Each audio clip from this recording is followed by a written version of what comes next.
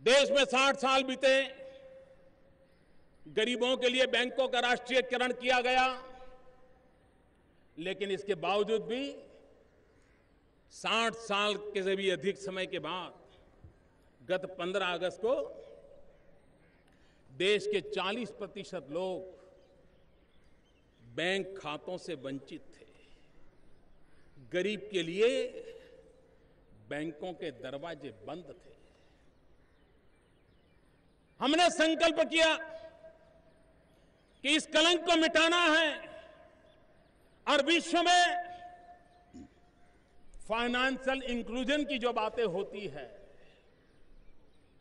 उस financial inclusion को एक मजबूत धरातल पर अगर लाना है तो देश के गरीब से गरीब व्यक्ति को आर्थिक गतिविधि की मुख्य धारा में जोड़ना पड़ेगा और बैंक अकाउंट ये उसका एक प्रारंभ बिंदु है।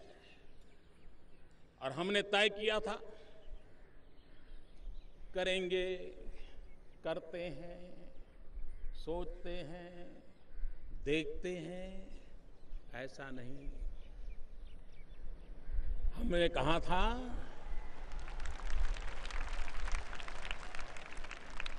26 जनवरी को जब देश फिर एक बार तिरंगे झंडे के सामने खड़ा होगा, तब तक समय सीमा में काम पूरा करेंगे। मेरे देशवासियों, मैं आज गर्व से कहता हूं कि हमने समय सीमा में काम पूरा किया। 17 करोड़ लोगों ने प्रधानमंत्री जन धन योजना के अंतर्गत खाते खुलवाए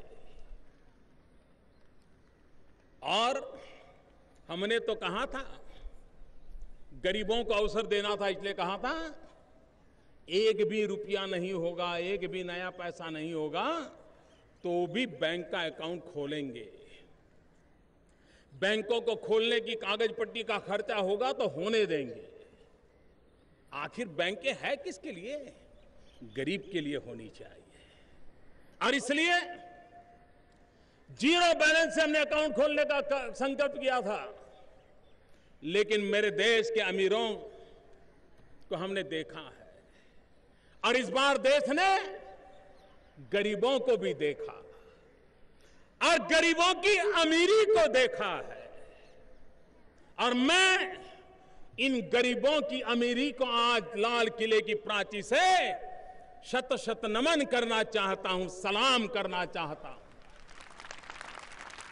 क्योंकि जीरो बैलेंस से अकाउंट खोलने का कहने के बावजूद भी इन गरीबों ने 20,000 करोड़ रुपया बैंक के खातों में जमा करवाए।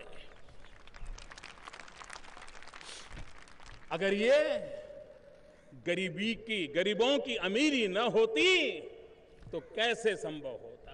और इसलिए इन गरीबों की अमीरी के बलबूते, गरीबों की अमीरी के बलबूते ये टीम इंडिया आगे बढ़ेगी, ये मेरा विश्वास आज प्रकट हो रहा है।